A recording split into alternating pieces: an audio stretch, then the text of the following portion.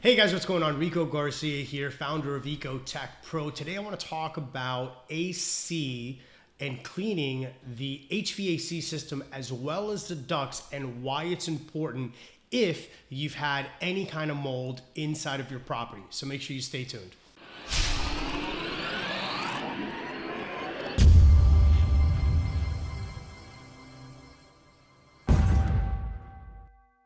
All right, guys, thank you so much for watching the video. Today, what we're going to be talking about is something that often gets overlooked when you have mold inside of a property, and that's cleaning the air handling unit, including the ductwork. So something that you need to understand when looking at a living space is you have to take a very holistic approach to anything that's happening in the property, especially if this is microbial growth like mold and things of that nature, simply because you can't neglect the living space, the air space, which is extremely important. So let's take, for example, that if we were to be in a room and portions of this room have mold. Well, great. A remediation company is going to go in and they should set up proper containment to prevent any kind of cross-contamination. However, what you have to understand is the mold spores that have already been in that property, right, more than likely have already been sporulating, and this is all shared air, right? So typically what ends up happening in a home is you'll get several air changes an hour. As a general rule of thumb, is they're talking about, 3 to 4 air changes an hour. So now what you want to do is once the remediation process is done, you want to make sure that the lungs of the house have been cleaned and sanitized. Now, this should be part of protocol. However, I've seen a lot of companies that totally skip over sanitizing the air handling unit as well as the ducts after they've done a remediation process. Now, you may be asking yourself, well, why is that so important if the room that was affected is on the complete opposite end of the house?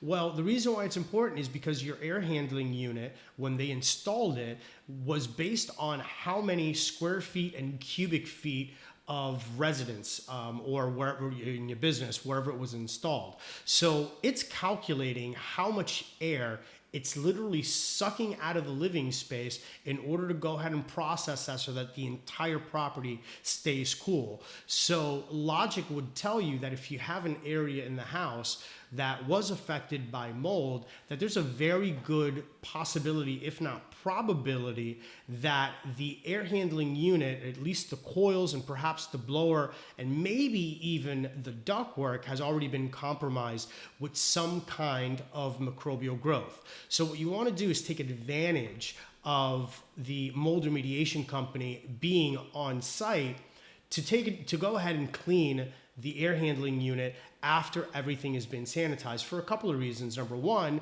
if in fact it did get contaminated because of the living space, well, now you're sanitizing it and you basically have a fresh canvas. Number two, typically the sanitizing agents that some remediation companies use act as a retardant against future growth. Now, does that mean that you're never going to get mold in an AC unit?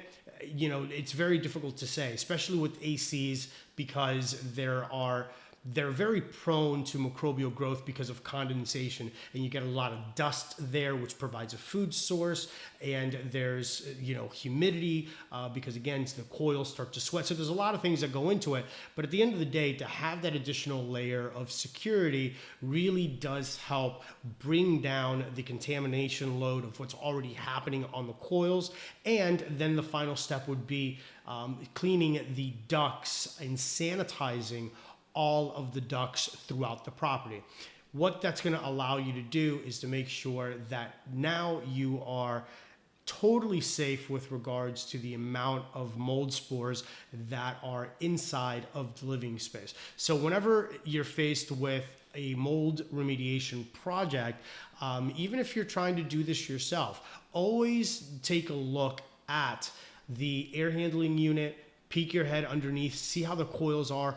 Are they clogged up? Are they extremely dusty? Should you be paying attention to it? And could they use a good sanitization with the coils, the blower, as well as the duct? So to end the video, it's very important to go ahead, make sure that whatever remediation company it is that you're looking to hire is in fact including in their protocol the air handling unit sanitization as well as the duct sanitization.